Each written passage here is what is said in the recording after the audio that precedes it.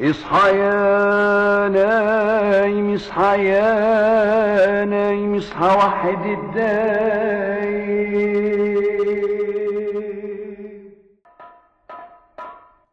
في دول الخليج بيقولوا على المسحراتي أبو طبيلة.